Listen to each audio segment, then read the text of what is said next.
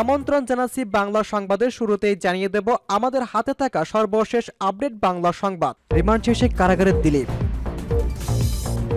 সাবেক শিক্ষামন্ত্রী দীপমণি রোশনালের পরে চাকরি হারিয়েছে বলল বিটিএ সাধারণ সম্পাদক। শুনছিলেন সংবাদ শিরোনাম, এখন বিস্তারিত। তার আগে অনুরোধ থাকবে ভিডিওতে একটি লাইক ও কমেন্টস করে জানিয়ে দিন আপনি ঘটকে শুনছেন এবং দেখছেন। রিমান্ড শেষে কারাগারে দিলীপ। বিএনপির হৃদয় আহমেদ হত্যা মামলা রিমান্ড শেষে ডায়মন্ড ওয়ার্ল্ড লিমিটেডের ব্যবস্থাপনা পরিচালক দিলীপ কুমার আগরওয়ালাকে কারাগারে পাঠিয়েছে আদালত। শনিবার ঢাকা মেট্রোপলিটন ম্যাজিস্ট্রেট দিলরুবা আফরোজা তিথির আদালত আগরওয়ালাকে কারাগারে পাঠানোর আদেশ দেন। আদালতের বাড্ডা থানার সহকারী GRSM জহিরুল ইসলাম এ তথ্য জানিয়েছেন। এদিন রিমান্ড শেষে তাকে আদালতে হাজির করা হয়। এরপর মামলা তদন্ত শেষ না হওয়া পর্যন্ত তাকে কারাগারে আটক রাখার আবেদন করেন মামলার তদন্তকারী কর্মকর্তা উপপরিদর্শক মোহাম্মদ সাদেক। আবেদনে উল্লেখ করা হয়েছে, উচ্চ আদালত নির্দেশনা অনুযায়ী তাকে নিবিড়ভাবে ব্যাপক জিজ্ঞাসাবাদ করা হয়েছে। জিজ্ঞাসাবাদে আসামির কাছ থেকে মামলার ঘটনার বিষয়ে কিছু তথ্য পাওয়া গেছে। ওইসব তথ্যসহ আসামির নাম, ঠিকানা মামলার সুষ্ঠু তদন্তের স্বার্থে যাচাইয়ের প্রক্রিয়াধীন।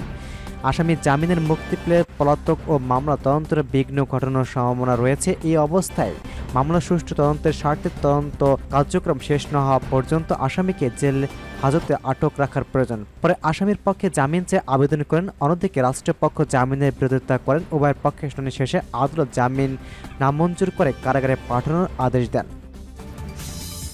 সাবেক শিক্ষামন্ত্রী দীপমণি রোশনালের পরে চাকরি হারিয়েছে বললেন বিটিএ সাধারণ সম্পাদক। মাধ্যমিক শিক্ষা জাতীয়করণ দাবি এবং সারা দেশের শিক্ষকদের জোরে করে পদত্যাগের প্রতিবাদে শনিবার সকালে জাতীয় প্রেস ক্লাবে সংবাদ সম্মেলন করেছে বাংলাদেশ শিক্ষক সমিতি বিটিএ। এতে বক্তব্য প্রদানকালে বিটিএ সাধারণ সম্পাদক অধ্যক্ষ শেখ কাউছার আহমেদ বলেছেন, সাবেক শিক্ষামন্ত্রী দীপমণি রোশনালের পরে তাকে বিধি বহির্ভূতভাবে প্রতিষ্ঠান থেকে বরখাস্ত করা হয়েছে। হাইকোর্ট এটি স্থগিত করা সত্ত্বেও তাকে প্রতিষ্ঠানে যোগদান করতে না দেওয়ার অভিযোগ আনেন তিনি।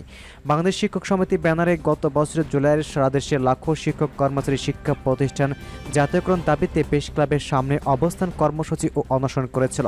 সংবাদ সম্মেলনে সারা দেশের শিক্ষক লাঞ্ছিত ও জোরপূর্বক পদত্যাগের তীব্র প্রতিবাদ জানানো হয়। পদত্যাগপত্র বাতিল করে শিক্ষকদের সব পদে পুনর্বহালের আদেশ সমৃদ্ধ প্রজ্ঞাপন জারির দাবিও জানায় সংগঠনটি। এসব দাবি মানা না হলে কঠোর কর্মসূচির হুঁশিয়ারি দেন সংগঠনটির নেতারা। সংবাদ সম্মেলনে সভাপতিত্ব করেন সমিতির সভাপতি অধ্যক্ষ বজলুর রহমান মিয়া। অনুষ্ঠান সঞ্চালনা করেন সাধারণ সম্পাদক অধ্যক্ষ শেখ কাউছার আহমেদ।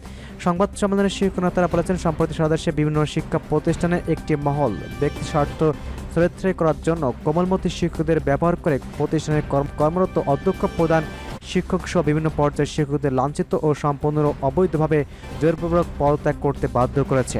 সংবাদ সম্মেলনের মাধ্যমে শিক্ষা জাতীয়করণ সহ 11 দফা জানায় বাংলাদেশ শিক্ষক সমিতি বিটিএ।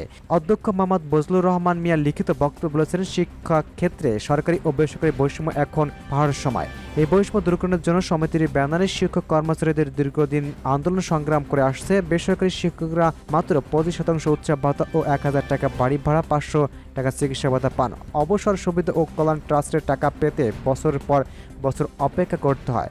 ফলে অনেক শিক্ষক কর্মচারী টাকা প্রাপ্তির অর্থভাবে বিনা চিকিৎসায় মৃত্যুবরণ করেন, যা অত্যন্ত দুঃখজনক।